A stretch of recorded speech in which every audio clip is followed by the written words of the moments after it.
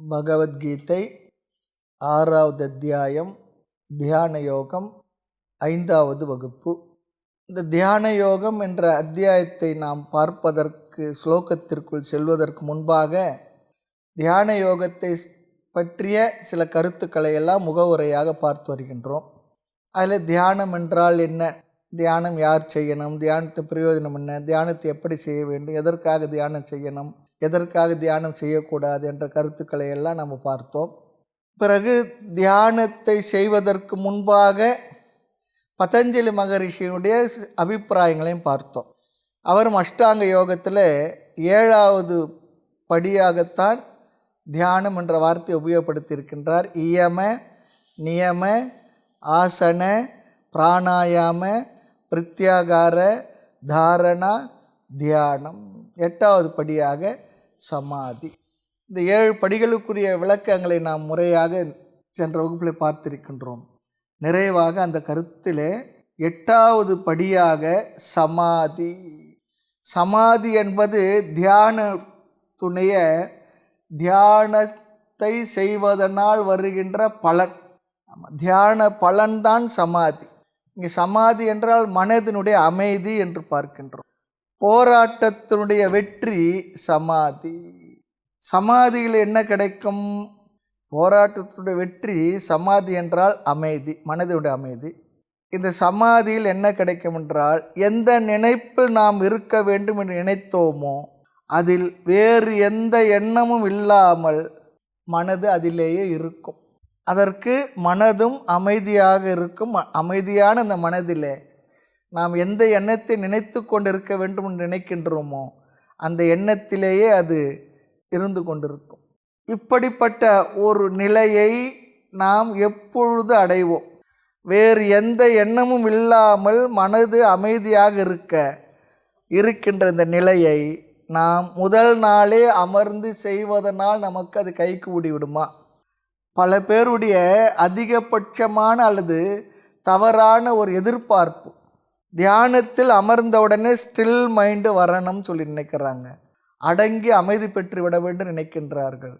இதுவரை தன் போக்கிலேயே சென்று கொண்டிருந்த மனமானது ஒரே நாளில் ஒரு அரை மணி நேரம் அமர்ந்து கண்ணை மூடி அமர்ந்து தியானம் பண்ணுகின்றேன் என்று பண்ணுவதனால் மட்டும் மனது அமைதியை அடங்கி விடுமா என்றால் நடக்காது. நான் என்னதான் சொன்னாலும் அது சுற்றி கொண்டே இருந்த மனசு சுற்றிக்கிட்டு தான் இருக்கும். காடும் கரையும் மனக்குரங்கு கால்விட்டோடு அதன் பிறகு ஓடும் தொழில் ஓடிக்கிட்டே இருக்கு. சிந்தையை அடக்கியே சும்மா இருக்கின்ற திறமறிதுன்னு சொல்கிறாங்க. ஆகவே அது அப்படித்தான் இருக்கும். அந்த பக்குவத்தோடு தான் நம்ம தியானத்தை ஆரம்பிக்கணும். மனசு இப்பொழுது நம்ம இடத்துல எந்த பக்குவத்தோடு இருக்கின்றதோ அந்த பக்குவத்தோடு தான் நாம் தியானத்தை ஆரம்பிக்க வேண்டும். அப்படி இல்லை என்றால், இதையெல்லாம் புரியாமல் நாம் தியானத்தை ஆரம்பித்த உடனே நமக்கு வருவது என்ன தெரியுங்களா? துயரம் தான். என் மனம் ஏன் இப்படி அடங்காமல் ஓடிக்கொண்டே இருக்கின்றது? அடங்கா பிடாரியாக இருக்கு. கண்மூடி ஒரு கணம் இருக்க என்றால் பார்த்த கர்மங்கள் போராடுது சொல்கிறார். பண்டையுள்ள கர்மமே கர்த்தா வெனும் பெயர் பட்சம் நான் நிச்சயிப்பணும். சாதாரண நேரத்தில் மனசு சாதாரணமாக இருந்துக்கிட்டு இருக்கு. வெளியே பார்க்குது, கேட்குது, வெளி விஷயங்கள் சென்று கொண்டு அதனுடைய வேலை செய்துக்கிட்டு இருக்கு. தியானத்திற்கென்று கண்மூடி அமர்ந்தால்தான் என்ன ஆகின்றது?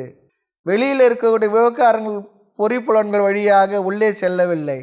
மனது என்ன பண்ணுறதுன்னா அது பெரிய வேலையை பண்ண ஆரம்பிச்சது. சரண கமல் ஆலயத்தில் அரை நிமிட நேரமட்டில் தவமுறை தியானம் வைக்க அறியாத சகட சட மூட மட்டின்னு சொல்கிறார் அருணகிரியாருன்னு சொல்கிறார். ஆனாலும் கூட தொடர்ந்த பயிற்சியினால் கட்டாயம் இந்த மனது அமைதிக்கு வரும், அமைதி அடையும், அடங்கும். தொடர்ந்து அதற்கு முயற்சி பண்ணணும். ஒவ்வொரு சாதனத்திலும் மனது படிப்படியாக வளர்ந்து அது அமைதியை பெறும். சமாதி வந்தால்தான் அமைதி வரும், கஷ்டம் போகும் என்பதில்லை. அகிம்சை என்கின்ற பண்பில் ஆரம்பித்தாலும் கூட சில பண்புகள் நமக்கு வர கூட மனதில் ஒரு அளவிற்கு அமைதியை நம்மால் உணர முடியும். ஆமாம், அந்த பண்பு இல்லாததினால் வந்த சிரமம், அந்த பண்பு நம்ம இடத்துல கைவரப்பெற்றால் கொஞ்சம் அமைதி கிடைக்கும். ஆக தியானத்தினால் வருகின்ற மன அமைதி இருக்கே, அது இந்த சில பண்புகளை நாம் பெறும்பொழுது கூட வருகின்றது. நம்முடைய வாழ்க்கை முறையை ஒழுங்குபடுத்தி கொள்ளும்பொழுது கூட நம்முடைய மனதிற்கு அது கிடைக்கின்றது. இருந்தாலும் கொஞ்சம் போராட்டங்கள் இருக்கும் இல்லையா? ஆக தொடர்ந்து இந்த போராட்டங்களோடு நம்முடைய மனதை முறைப்படுத்துவதற்கு நெறிப்படுத்துவதற்கு பயிற்சியை செய்து வந்தால் தியான பலனாகிய மன அமைதி சாந்தி நமக்கு வரும் கிடைக்கும். சரி, இந்த 8 அங்கமாக சொன்னோம் இல்லையா?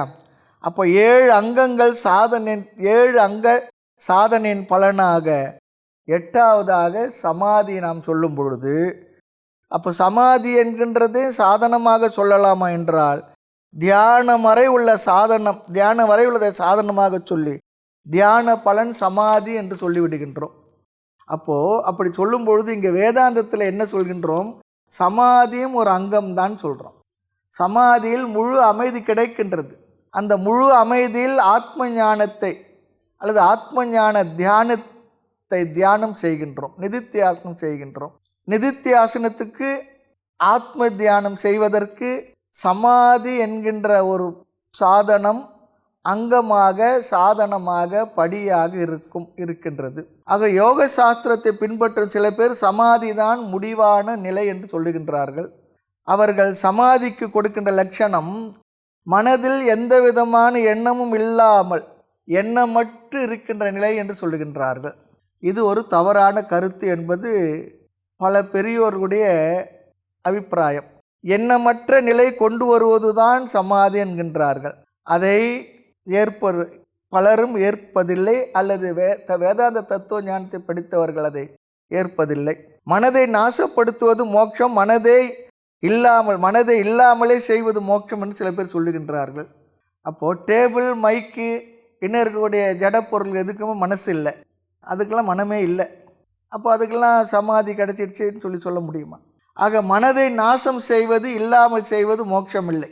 மனதில் உள்ள எண்ணங்களை நீக்குதல் மோட்சம் அப்படின்னு சொல்கிறாங்க, அதையும் நாம் ஏற்பதில்லை. ஆகவே நாம் என்ன சொல்கின்றோம்? மனதை அமைதிப்படுத்தி அதில் ஆத்மாவை பற்றிய அறிவை அடைந்து ஸ்ரவண மனனத்தை செய்து ஆத்ம தியானம் என்ற நிதித்தியாசனத்தை செய்து ஞான நிஷ்டை அடைதல் தான் மோட்சம் சொல்கிறோம். வேதாந்தத்தின் பார்வையில் சமாதி என்பது பொருள் மனோ நாசமில்லை, மனதில் உள்ள எண்ணங்களை நீக்குவது என்பதில்லை, முழுமையான மன அமைதி. இந்த மன அமைதியை ஆத்ம ஞானம் இல்லாமல் வெறும் யோகாபியாசம் செய்யாமலே கூட அடையலாம். தொடர்ந்த பயிற்சியினால் சில விதமான சாதனங்கள் மூலமாக மனதிலே சமாதி நிலையை அடையலாம். இங்கே வேதாந்த தத்துவ ஞானம், ஆத்மாவை பற்ற ஞானமெல்லாம் அங்கே தேவையே இருக்கலை. ஆனால் அதிலிருந்து வெளிவந்த பிற்பாடு இருக்கக்கூடிய எல்லா விதமான எண்ணங்களும் காமக்குரோதங்களும் மறுபடியும் வர ஆரம்பிச்சிடும். மனதில் உள்ள என்னென்ன எண்ணங்கள்லாம் அதை சமாதி என்ற பயிற்சியை செய்வதற்கு முன்பு இருந்ததோ அந்த பக்குவமற்ற அந்த மனம் மறுபடியும் அதே வேலையை செய்ய ஆரம்பித்து விடும். அப்பொழுது இந்த மன அமைதியும் நீங்கி விடுகின்றது. ஆக ஞானம் இல்லாமல் சமாதி வரை போகலாம். ஞாபகம் வச்சுக்கணும், ஞானம் இல்லாமல் சாஸ்திர படிப்பு இல்லாமல் சமாதி நிலை வரையிலும் செல்லலாம்.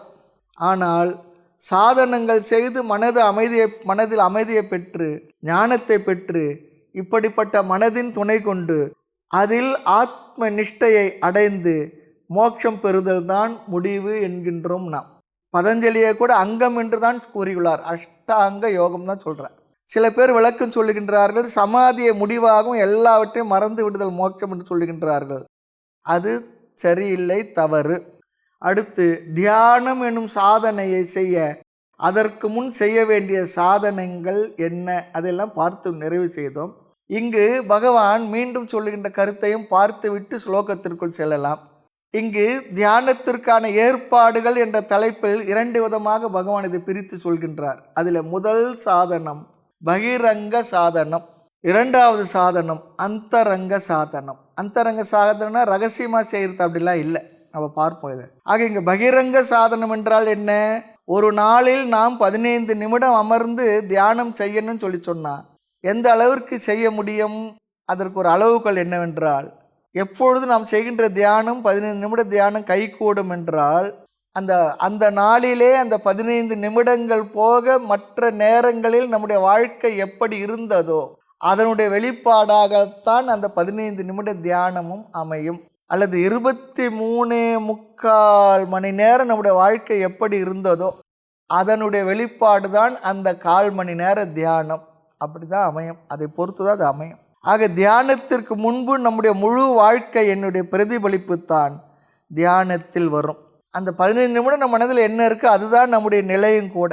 அப்படி தான் நம்ம இருக்கோம்னு சொல்லி அர்த்தம். ஆக பகிரங்க சாதனம் என்றால் நமது வாழ்க்கை முறை பொதுவான சாதனம். பகிரங்க சாதனம் என்றால் நம்முடைய முழு வாழ்க்கை முறை எப்படி இருக்கின்றதோ இருக்குமோ அது தியானத்துக்கான பகிரங்க சாதனமாக சொல்லுகின்றார். ஆக பகிரங்க சாதனம் என்பது முழு வாழ்க்கை முறை. ஒரு நாள் முழுக்க நாம் எப்படி வாழ்கின்றோமோ அந்த வாழ்க்கை முறை. எப்படி வாழ்வை வாழ்ந்தால் தியானம் வெற்றிகரமாக அமையும். ஒரு நாள் முழுக்க இஷ்டம் போல வாழ்க்கை வாழ்ந்து விட்டு தியானத்தில் உட்காந்து தியானம் செய்யலாம்னா தியானம் கைகூடாது. 15 நிமிட தியானம் மீதி நாளுடைய வாழ்ந்த வாழ்க்கையினுடைய பலன். ஆக தியானம் என்னும் சாதனம் செய்து அதன் பலனை நீ அடைய வேண்டுமென்றால் உன்னுடைய முழு நாள் வாழ்க்கை எப்படி அமைய வேண்டும்? இதெல்லாம் தியானத்துக்கு செய்கிற ஏற்பாடு இல்லை, முழு வாழ்க்கையில் செய்ய வேண்டிய ஒழுங்குப்பாடு. முழு வாழ்க்கை. அதனால தான் சொல்லுவாங்க வாழ்வே தியானம். அமைதியாக அமர்ந்து நீ தியானம் பண்ணணும். உன்னோட வாழ்க்கையே தியானத்துக்கு ஏற்றாற் போல அமைத்து கொண்டு வாழ்ந்தால் அந்த அரை மணி நேரம் தியானமும் இன்னும் கைகூடும். இல்லை என்றால் வாழ்க்கையே தியானம் அப்படியும் ஒரு வார்த்தை சொல்லுவாங்க.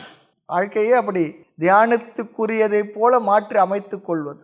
ஆக உணவு, ஓய்வு, எப்படி செயல்கள் இருக்க வேண்டும், இவைகள் தான் நம்முடைய தியானத்தை நிர்ணயம் செய்யும், முடிவு செய்கின்ற காரணிகள், ஃபேக்டர்ஸ்.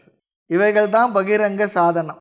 பகவான் இந்த அத்தியாயத்தை எப்படி ஆரம்பித்துள்ளார் என்றால் பகிரங்க சாதனம் என்ற தலைப்பில் பலவிதமான நெறிமுறைகளை கூறுகின்றார். இவைகளை பின்பற்றினால்தான் தியானத்தில் மனம் கூடும். இவைகளை பின்பற்றவில்லை என்றால் தியானம் என்ற பயிற்சியில் அமர்ந்தால் நம்மால் தியானத்திற்காக அமர முடியாது. போதுமான உறக்கத்தை கொடுக்காமல், போதுமான ஓய்வை கொடுக்காமல், போதுமான உணவை கொடுக்காமல் அமர்ந்தால் அவைகளுடைய பிரதிபலிப்பு தியானத்தில் இருக்கும். ஆக உறக்கத்தை உடல் எடுத்துக்கொள்ளும், ஓய்வையும் உடல் எடுத்துக்கொள்ளும். அப்போது ஆழ்ந்த உறக்கத்திற்கு, சுஷுப்திக்கு உடல் சென்று விடும். அதுதான் நடக்கும். நிறைய நேரத்தில் வகுப்பிலேயே கூட அது நடக்கும். அடுத்து 2வது பார்த்தோம், அந்தரங்க சாதனம். தியானம் செய்கின்ற அந்த நேரத்தில் என்னென்ன ஏற்பாடுகள் செய்யணுமோ அதே அந்தரங்க சாதனம் சொல்லி சொல்கிறோம். எந்த இடத்துல, எந்த நேரத்தில், எந்த ஆசனத்தில் எப்படி அமர வேண்டும், இதெல்லாம் அந்தரங்க சாதனம். ஆசனம், இடம் எப்படி இருக்கணும், எப்படிப்பட்ட மனநிலையோடு அமர வேண்டும், எந்த நேரத்தில், எந்த இடத்தில், எப்படிப்பட்ட ஆசனத்தில் நம்முடைய உடல் எப்படி அமர்ந்திருக்க வேண்டும், இதெல்லாம் சொல்வது அந்தரங்க சாதனம். இவ்வாறு ஒருவர் பகிரங்க அந்தரங்க சாதனங்களை பூர்த்தி செய்துவிட்டால் அவன் அல்லது அவர் தியானம் செய்ய தயாராக இருக்கின்றார் என்று பொருள். அடுத்து 3வதாக பகவான் சொல்லப்போவது பகிரங்க சாதனம், அந்தரங்க சாதனத்துக்கு அடுத்து 3வதாக இந்த அத்தியாயத்தில் பகவான் சொல்லப்போவது தியான சொரூபம். தியானம் எது? தியானம், தியானம் செய்கின்ற முறை, எதை தியானம் செய்ய வேண்டும். ஆக தியான சொரூபம். இந்த தியான சொரூபம் 2 விதம். உபாசன ரூப தியானம், நிதித்தியாசன ரூப தியானம். பகவான் இங்கு நிதித்தியாசன ரூப தியானத்தை தான் சொல்லுகின்றார், பேசுகின்றார் என்று ஏற்கனவே பார்த்து விட்டோம். அடுத்து 4வது தலைப்பு தியான பலனை கூறப்போகின்றார். பலன் என்ன? நாம் எப்படிப்பட்ட தியானம் செய்கின்றோம் என்பதை பொறுத்து தான் அந்த தியான பலனும் அமையும். நிதித்தியாசனம் என்ற தியானத்தை செய்தால் நிதித்தியாசனத்தினுடைய பலனை நாம் பெறுவோம். அதைத்தான் இங்கு பகவான் கூறப்போகின்றார். ஆக இந்த 4 தலைப்பை பேசி முடித்த பிற்பாடு இந்த அத்தியாயத்தினுடைய கடைசியில் அர்ஜுனன் பேசுவான். இந்த மனதை கைக்குள் என்னால் வைக்க முடியவில்லை, இது காற்றை கைக்குள் வைத்திருப்பதை போல இருக்கின்றது என்று சொல்லும் பொழுது பகவான் 5வதாக ஒரு கருத்தை சொல்லப் போகின்றார். தியானத்துக்குரிய தடைகள் எல்லாம் என்ன, ஏன் அப்படி மனமானது நம்முடைய வசப்பட மாட்டேன் என்கின்றது, அது தடைகள் என்ன, பிறகு அந்த தடைகளை நீக்குவதற்குரிய உபாயங்களை எல்லாம் சொல்லுவார் பகவான். பின்னர் அர்ஜுனுடைய கேள்வி 6வது, தியானத்தை செய்து முயற்சி செய்து ஞான நிஷ்டை அடையாமல் இடையிலேயே ஒருவனுக்கு பிராரப்தத்தினால் அவனுடைய வாழ்க்கை முடிந்து விட்டால், தியானம் நிறைவு பெறாமல் அவன் இறந்து விட்டால் அவனுடைய கதி என்ன, அதை 6வதாக பகவான் யோக பிரஷ்ட கதியை பற்றி பேசுவார். ஆக நாம் இந்த அத்தியாயத்தில் 47 ஸ்லோகங்கள் இருக்குது. இதில் என்னென்ன ஸ்லோகம் எதை எதை சொல்கிறதுன்றத ஒரு லிஸ்ட் ஒன்று கொடுக்குறோம், பாருங்கள், முடிந்தால் எழுதுக்குங்க. 1 முதல் 6வது ஸ்லோகம் வரை பகிரங்க சாதனம். 7வது ஸ்லோகம் முதல் 9வது ஸ்லோகம் வரை தியான பலனை சொல்லிடுறார்.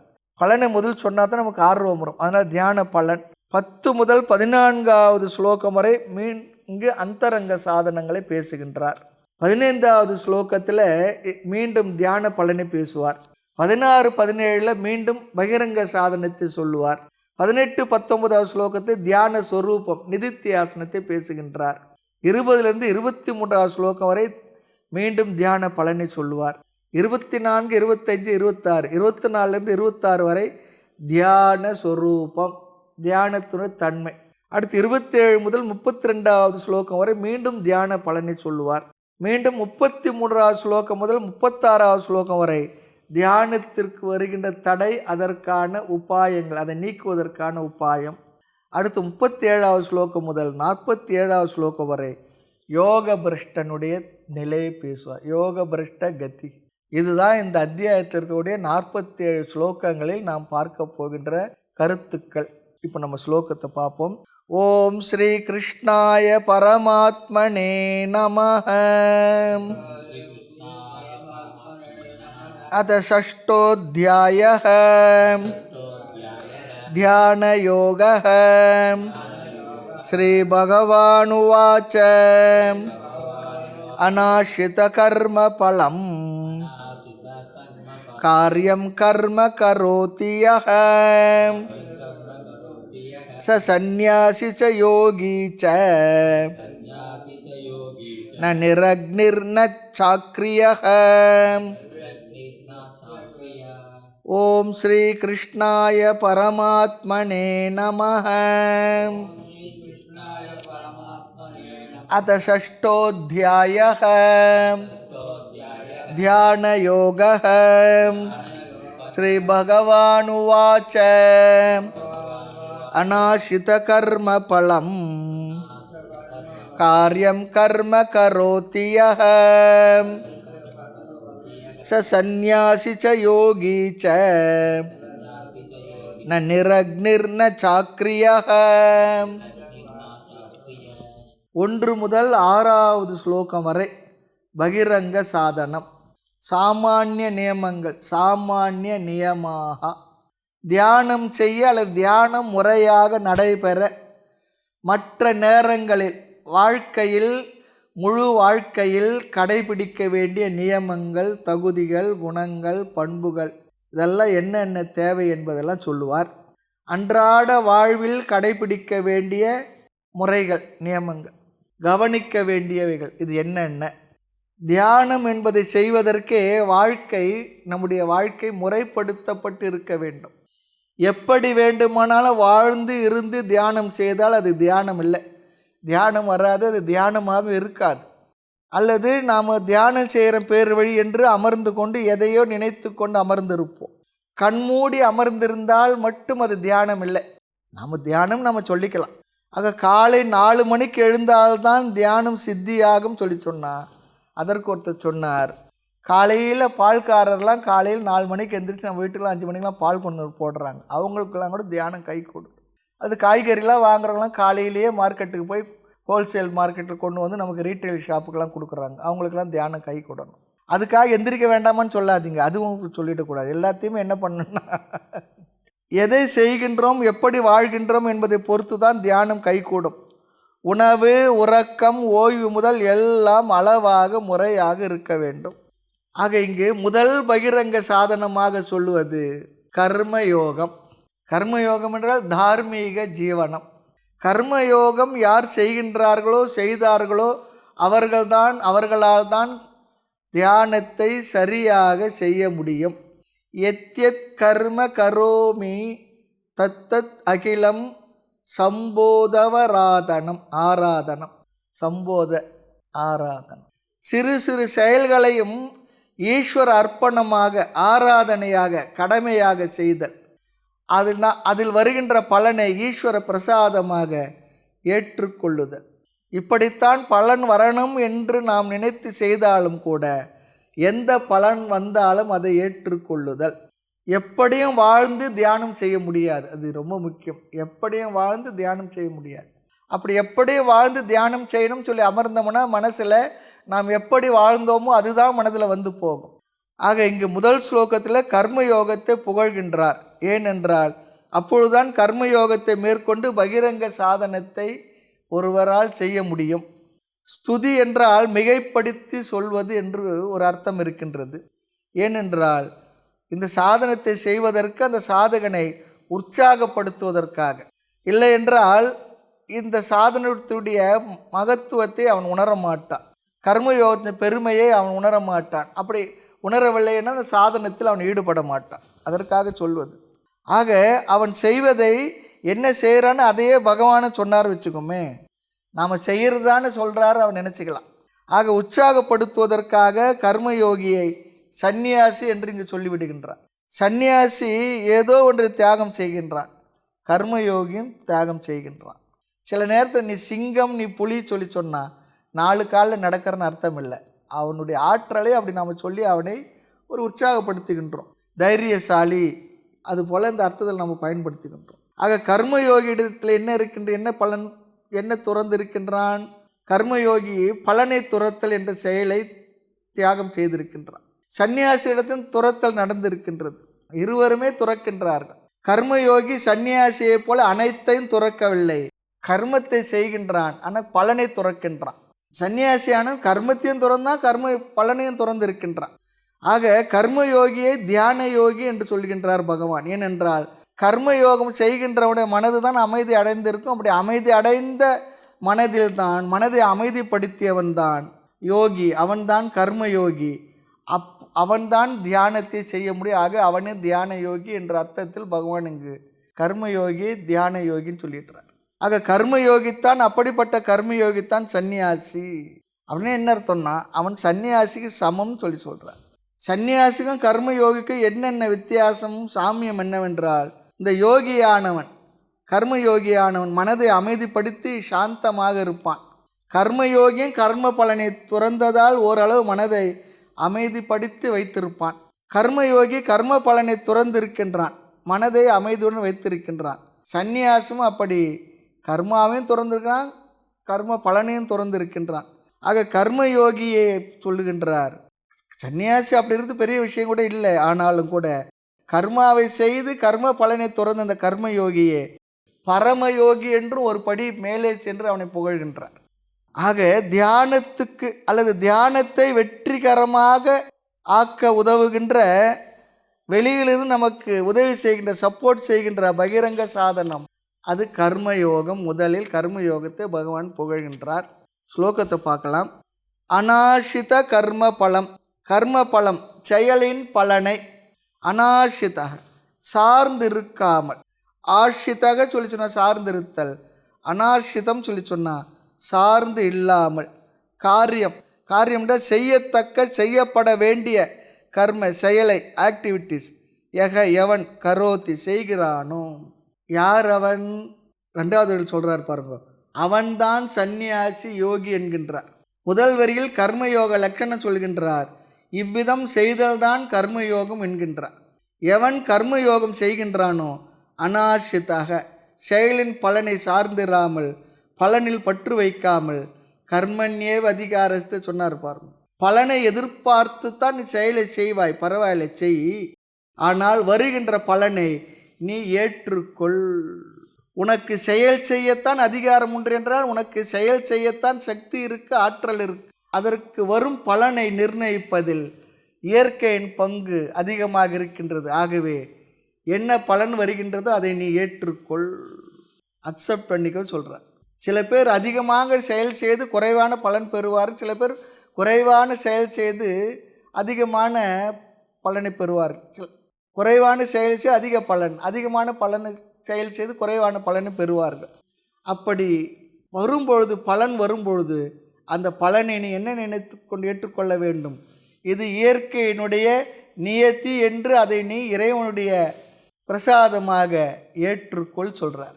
அதுதான் இங்கே ரொம்ப முக்கியம். உன் புத்தியில் இதுதான் பலன் வரணும் என்று நீ அதிகமாக கருதி கொள்ளாது. காரணம், பலன் எப்படி வர வேண்டும் என்று உன்னுடைய கையில் மட்டும் இல்லை, உன் செயலால் மட்டும் இல்லை. பகவானுக்கு தெரியும் யாருக்கு என்ன எவ்வளவு பலனை தர வேண்டும் என்று. அதற்கு நம்முடைய பிராரப்தமும் காரணமாக இருக்கும். எவ்வளோ முயற்சி செய்தாலும் அதுக்காக செய்யாமல் இருக்கணும்னா அப்படியும் இல்லை. முழு முயற்சியோடு, திறமையோடு, ஆற்றலோடு பலன் இப்படித்தான் வர வேண்டும் என்று எல்லா விதமான சக்தியோடு முழுமையாக செயலை செய்யும்போது செய்துவிடு. அதில் தான் உனக்கு சக்தி இருக்கின்றது. அதன் பிறகு அது விளைவை முடிவு செய்வதில் பல காரணங்கள் இருக்கின்றது. அந்த பலன் எப்படி வந்தாலும் உன்னுடைய மனம் அதை ஏற்றுக்கொள்ளட்டும். இங்கே ஒரு ரகசியம் இருக்குது. எந்த பலனும் செயல் செய்யாமல் வராது. உண்மை. இலவசமாக எதையும் நாம் பெற முடியாது, அதுவும் சத்தியம். குறைவாக செயல் செய்து அதிக பலன் வருகின்றதே சொல்லி சொன்னால், செயலே செய்யாமல் பலன் வந்ததே அப்படி சொல்லி சொன்னால், அவர் எந்த செயலும் செய்யவில்லை, எப்படியோ அவருக்கு இந்த பலனெல்லாம் வருகின்றதே சொல்லி சொன்னால், அது இயற்கையில் இருக்கக்கூடிய ஒரு நியதி. அதில் பல காரணங்கள் இருக்குது, இன்னதென்று சொல்ல முடியாத அளவிற்கு. ஆகவே நீ என்ன பண்ணு, செயலை செய்வது வரை உனக்கு எல்லா விதமான சக்தியும் தகுதியும் அதிகாரம் இருக்கின்றது. செய்த பிறகு விளைவை நிர்ணயிப்பதில் உனக்கு சக்தி இல்லை. ஆகவே அதை நீ ஏற்றுக்கொள். பலன் வந்தால்தான் என் கடமையை செய்வேன், இல்லை என்றால் செய்ய மாட்டேன் என்றும் இல்லாமல், சரி கர்ம பலன் பற்றுத்தானே வைக்கக்கூடாது, எனக்கு தான் பற்று இல்லையே, வேறு எதையாவது கர்மமாக செய்கின்றேனே என்றால், காரியம் கர்ம, செய்ய வேண்டியதை செய்யணும். அதுதான் இங்கே. எதையாவது செய்யணும் அப்படிலாம் இல்லை. விருப்பு வெறுப்பின்றி உனக்கென்று விதிக்கப்பட்ட செயலை செய்தல். சாஸ்திர விகித, சாஸ்திரம் கூறுகின்ற நித்திய நைமித்திக தார்மீக கடமைகளை செய்ய வேண்டும்.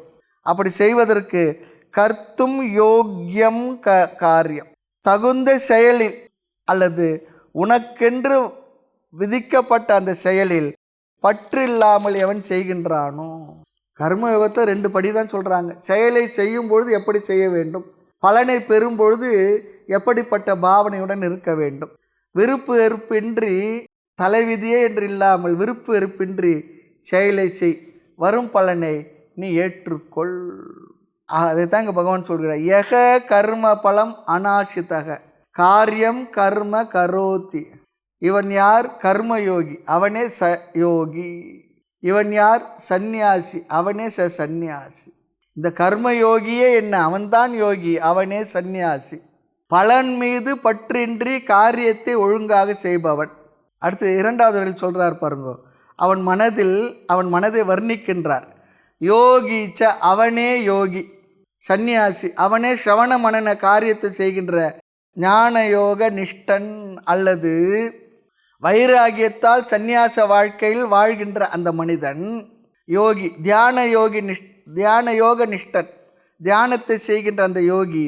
யோகி சொல்லி சொன்னால் இங்கே ஸ்ரவண மனன ஞான யோக சாதனையில் ஈடுபட்டு அந்த சாதனங்களை முடித்த பிறகு அறியாமையை நீக்கி அறிவை பெற்று சந்தேகத்தை நீக்கி மனனத்தை செய்த பிறகு தியான யோகத்தில் ஈடுபடுவான். தியான யோகம் சொல்லி சொன்னால் இந்த இடத்துல நிதித்தியாசனத்தில் ஈடுபடுவான்.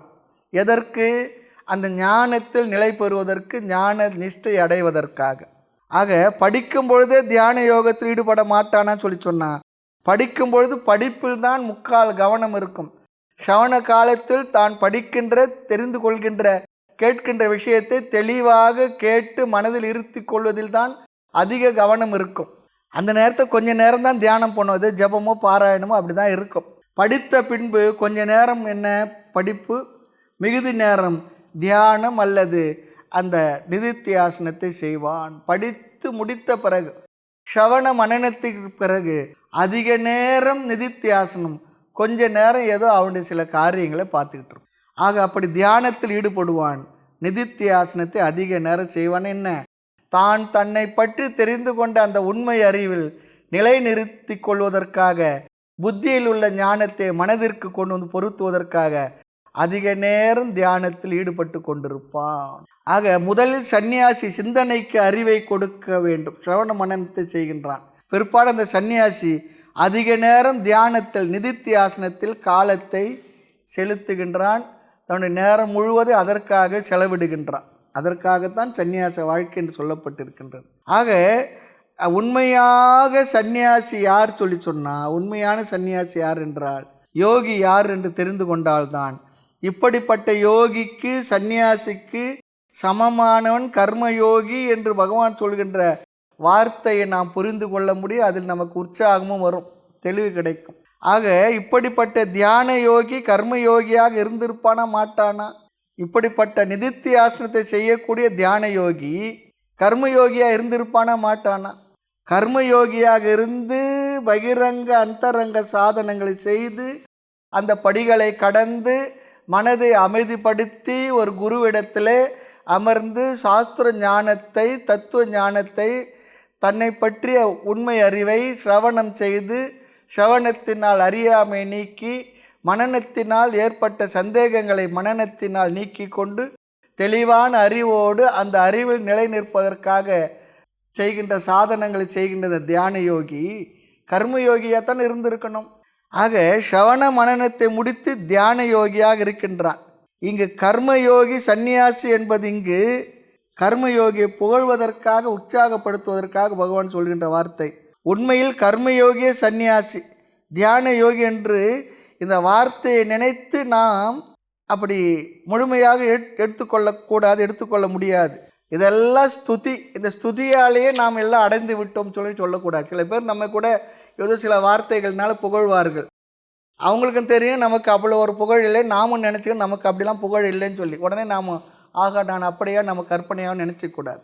அதுபோல் இங்கே ஒரு ஸ்துதி வாக்கியமாக பகவான் சொல்லுகின்றார், நீ அப்படி உன்னை அப்படியே நினைத்து கொள்ளாது, நினைக்காது.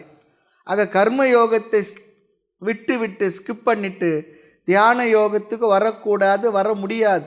தர்மத்தை அனுஷ்டானம் செய்யாமல் தர்மாதீத நிலைக்கு போக முடியாது. ஆக இங்கே ஆச்சாரியர் சொல்லுகின்றார், நான் நிரக்னிர்.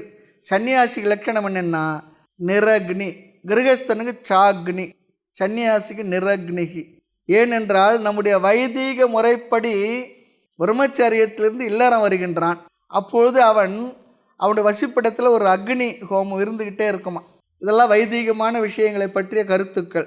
சில பேருக்கு அதாவது அக்னிஹோத்திரி பேர் இருக்கும், நித்திய அக்னிஹோத்திரி சொல்லிச்சுன்னா அவங்க வீட்டில் உபநயனம் செய்ததுலேருந்து காலையும் மாலையும் செய்யக்கூடிய சில சமிதாதானம்லாம் இருக்கும். அங்கே நெருப்பு எப்பொழுதும் கனன்று கொண்டு இருக்கும். ஆமாம், இதில் அவர்கள் அக்னிஹோத்திரம் செய்ய வேண்டும், கர்மாவை செய்யணும். இதெல்லாம் ஒரு 10 நிமிடம் தான். காலையில் ஒரு 10 நிமிடம், காலையில் ஒரு 5 நிமிஷம், சாயந்தரம் ஒரு 5 நிமிஷம், மொத்தமே 10 நிமிடம் தான். காலை மாலை 2 வேளையும் செய்யணும். வேறு யாகம் யஜ்ஞம் செய்ய வேண்டுமென்றாலும் இந்த அக்னியிலிருந்து தான் நெருப்பை எடுத்து மற்ற அக்னி கடமைகளை அவர்கள் செய்ய வேண்டும். ஆக அந்த அக்னி இல்லத்தில் வாழ்நாள் முழுக்க இருந்து கொண்டிருக்குமா, கனன்று கொண்டிருக்குமா. ஆக 2 நிபந்தனைகள் தான் அந்த அக்னியை அவர்கள் அணைப்பார்கள். ஒன்று, அவன் இறந்து விட்டால் அந்த அக்னியை கொண்டே கடைசி கர்மாவை அவனுக்கு செய்வார்கள், அந்திம கர்மத்தையெல்லாம் செய்வார்கள், சம்ஸ்காரமெல்லாம்.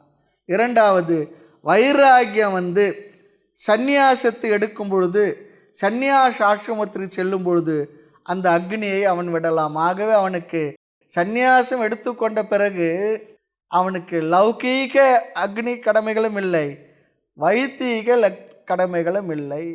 வைதிக கடமையும் இல்லை, லௌகீகத்தில் அவன் செய்ய வேண்டியது எதுவும் இல்லை. அவனுடைய உணவுக்காக கூட அவன் எதையும் என்ன பண்ணக்கூடாதான், அடுப்பு கூட பற்ற வைக்கக்கூடாது சொல்லுவாங்க அவனுக்கு. அதனால தான் நிரக்னி. அதனால் சன்னியாசி உணவுக்கு பேர் என்ன, சித்தாண்ணக. அவனுக்கு எங்கேயோ சாப்பாடு ரெடியாக இருக்குது, போய் அவன் கேட்டு வாங்கி சாப்பிட வேண்டியது. அதெல்லாம் அந்த கால வாழ்க்கை முறையில் இருந்தது.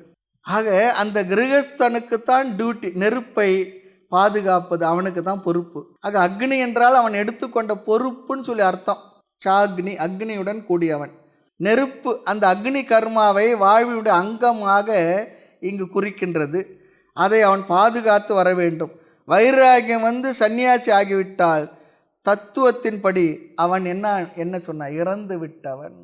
அதனால தான் என்ன சொல்லுவாங்கன்னா, ஒரு சன்னியாசி ஆனவன் நல்ல விசேஷங்கள் திருமணங்கள் போன்ற இடத்தெல்லாம் அவனுக்கு வேலை இல்லைன்னு சொல்லுவாங்க, போகக்கூடாதுன்னு சொல்லுவாங்க. அவன் ஏற்கனவே தனக்கும் கூட பிண்டம் போட்டுக்கிட்டே இறந்து போனவன் தான். ஒரு வகையில் தத்துவ தெளிப்படு பார்த்தா அங்கே போய் இருந்துக்கிட்டு அதெல்லாம் பார்த்து இதெல்லாம் அனித்தியம், இதெல்லாம் நித்தியம் இல்லை அப்படின்னு நினச்சிக்கிட்டு இருக்கக்கூடாது. அது ஆசீர்வாதம் இல்லை.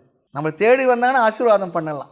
அந்த விழாக்கள் சடங்குக்கெல்லாம், குடும்ப சடங்குக்கெல்லாம் நம்ம போகவே கூடாது. நம்ம வீட்டு சடங்கே போகக்கூடாதுன்னா மற்றவங்களுக்கு போகவே கூடாது. சன்னியாசி அவங்க கூப்பிடவும் கூடாது. எதோ அழைச்சிட்டு ஆசீர்வாதம் பண்ணுங்கன்னா ஆசீர்வாதம் பண்ணலாம். இல்லை கூப்பிட்டுட்டு அங்கே போகிறேன்னா அவங்களுக்கு அழகாக சொல்லணும், இல்லைங்க நீங்கள் நல்லா செய்யுங்க, நான் இங்கேருந்து நல்லா மனசார பிரார்த்தனை பண்ணுறேன், அழைச்சிட்டு வாங்க, குழந்தைகளுக்கு நான் ஆசீர்வாதம் பண்ணுறேன்னு சொல்லணும். அது சன்னியாச தர்மம். ஆக நிரக்னி சொல்லி சொன்னா, யாருக்கு அக்னி கடமைகள் இல்லையோ அக்னியை விட்டு விட்டவன் அவன் சன்னியாசி, அதனால் அவன் நிரக்னி. இது அந்த காலத்து முறை. இன்றும் கூட ஆந்திராவில் சில பகுதிகளில் நித்திய அக்னிஹோத்திர கர்மாவுடைய வீடுகள் நிறைய இருக்குன்னு தான் சொல்கிறாங்க. நிறைய இருக்குது. ஒரு காலத்தில் நம்முடைய தேசம் முழுக்க நிறைந்திருந்தது. அந்த வேள்வி புகையினால் அந்த இடமே அப்படியே புகை மண்டி சூழ்ந்திருந்தது சொல்லியெல்லாம் நமக்கு மதுரையும் பதியை பற்றி பாடுகின்ற பாடல்கள் எல்லாம் நிறைய இடத்துல கவிஞர்கள் பாடியிருக்கிறாங்க. ஆக இந்த சொல்லெல்லாம் சன்னியாசியை குறிக்கின்ற சொல். அக்ரியாக, அவனுக்கு ஒரு பொறுப்பும் கடமையும் கிடையாது, ரெஸ்பான்சிபிலிட்டி இல்லாதன்னு சொல்லி அர்த்தம். பொறுப்பில்லாதவன், பொறுப்பை பொறுப்பாக விட்டவன். வேலை இல்லாத ஆள்னு அர்த்தம். விவிஐபி, வேலை இல்லாத வெட்டி ஆஃபீஸர் சொல்லுவாங்க. ஆக சாஸ்திரம் விதித்த பொறுப்பை முறையாக விட்டவன், அவனுக்கு சமுதாய பொறுப்பும் இல்லை. ஆகவே சன்னியாசியாக இருக்கக்கூடிய ஒருவரை என்ன பண்ணக்கூடாது, இந்த ஊரை மாற்றுங்கோ, அதை பண்ணுங்கோ, இதை பண்ணுங்கோ, பிரச்சாரம் பண்ணுங்கன்னு சொல்லக்கூடாது. இருந்தாலும் அவர் பொறுப்பாக இருப்பார். அவருடைய பொறுப்பு சன்னியாசியாக இருக்கிறது தான் அவருடைய பொறுப்பே. சன்னியாசியாக இருக்கிறது தான் அவர் பொறுப்பு. நம்முடைய கருத்துக்களெல்லாம் அவர் மீது சென்று திணிக்கக்கூடாது. அப்படி திணிக்கிறதுக்கு நமக்கு என்ன பெரிய ஒரு நாலேஜெல்லாம் இருக்கா என்ன? ஆக சில விதமான செயல்களுக்கு அக்னி தேவையில்லை, தானம் தர்றதுக்கு நெருப்பு தேவையில்லை. ஆக அக்னி தேவையில்லாத, அக்னியுடன் கூட சம்பந்தப்பட்ட வைதிக கடமைகளும் அற்றவன் சன்னியாசி. ஆக யோகி சன்னியாசி என்று இரண்டு சொற்களை பகவான் இங்கே உபயோகித்தார். சன்னியாசி நிரக்னி, யோகி அக்ரியாக, எந்த காரியமும் செய்யாமல் தியான யோகத்தில் மட்டும் ஈடுபட்டு கொண்டிருப்பவன். முழு நேரமும் அவன் ஞான நிஷ்டையினுடைய பலனை அனுபவித்த அவனால் எல்லா நேரமும் எல்லா செயலும் துறந்து தியான யோகத்திலேயே இருப்பார். இருக்க முடியுமா என்றால் இருக்க முடியும், அவரால் தான் இருக்க முடியும். ஆக இந்த உலகத்தில் எல்லாத்தையும் அது ஒரு எந்த ஒரு விளையாட்டை எடுத்துக்கொண்டால் எந்த ஒரு துறையில் ரொம்ப சாம்பியனாக இருக்கான்னு சொல்லி சொன்னார். அவர்கிட்ட கேட்டு பாருங்கள், எவ்வளோ நேரம் நீங்கள் இதெல்லாம் செய்தீங்கன்னு சொல்லி கேட்டால் அவர் அழகாக சொல்லுவார். வாழ்க்கையில் தூங்குகின்ற நேரத்தை தவிர மீது நேரம் எல்லாம் அவர்கள் துறையில் முழு கவனத்தோடு 24 மணி நேரத்தில் தூங்குறது 5-6 மணி நேரம்னா மீதி இருக்கக்கூடிய 18 மணி நேரமும் அதிலேயே கவனமாக இருப்பார்கள். அப்படி இருந்தால் தான் அவர்களால் அந்த துறையில் நம்பர் 1 வர முடியும். ஆக பகவான் இங்கு வேறொன்றை சொல்லுகின்றார். வெறும் கடமையை, அக்னியை விட்டவன் மட்டும் சன்னியாசி இல்லை, காரியத்தை செய்யாமல் இருப்பவன் அவனும் தியான யோகி இல்லை. நிரக்னி சொல்லி சொன்னால் அக்னியை விட்டவன். ஒருவன் சோம்பல்னால் கூட அக்னியை விட்டுடலாமா, கடமை விட்டுடலாமா? அதனால் அவன் சன்னியாசி ஆகிவிட முடியுமா? சரி, சன்னியாசி ஆடையை கட்டிக்கிட்டால் மட்டும் சன்னியாசி ஆகிவிட முடியுமா? ஆக அக்ரியாக, செயலில்லாமல் இருந்தால் மட்டும் அவன் தியான யோகி இல்லை, வெறும் செயலை விட்டவன் மட்டும் யோகி இல்லை. பின் யார்தான் சன்னியாசி என்றால் கர்ம யோகியாக இருப்பவனே சன்னியாசி.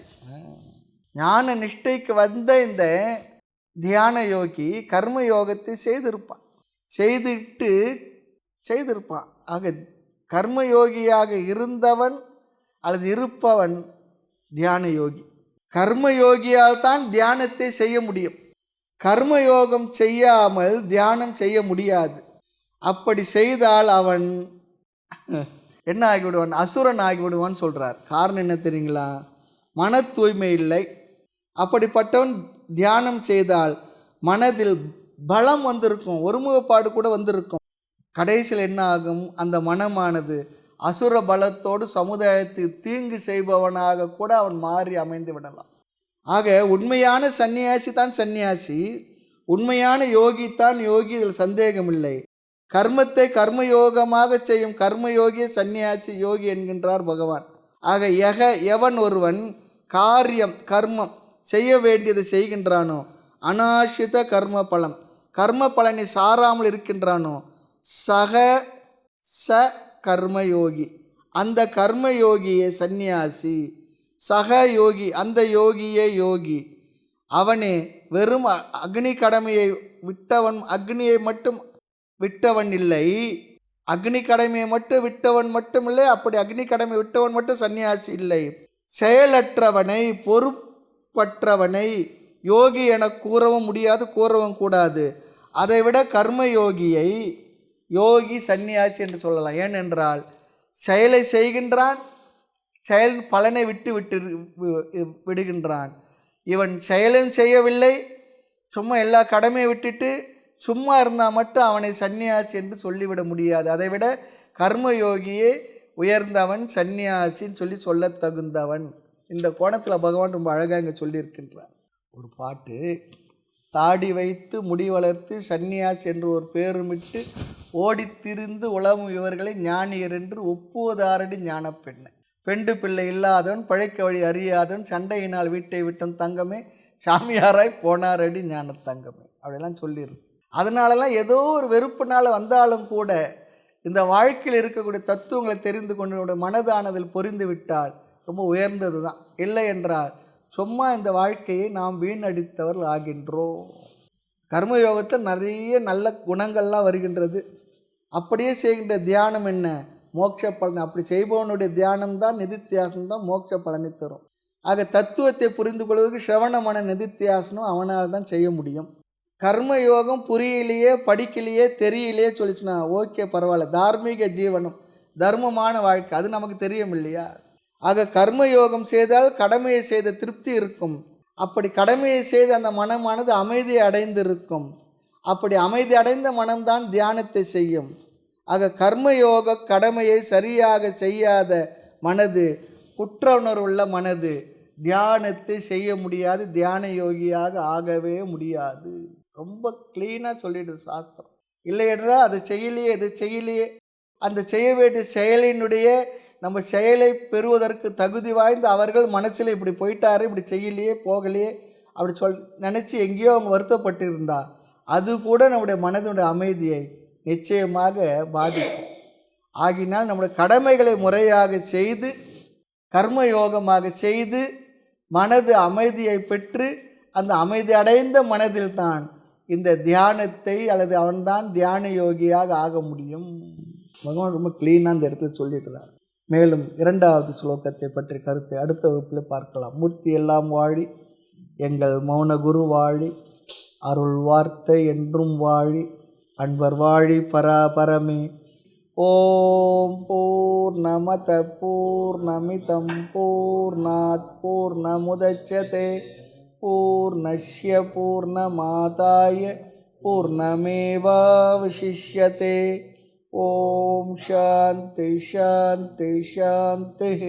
ஹரி ஓம். ஸ்ரீ குருப்யோ நமः. ஹரி ஓம்.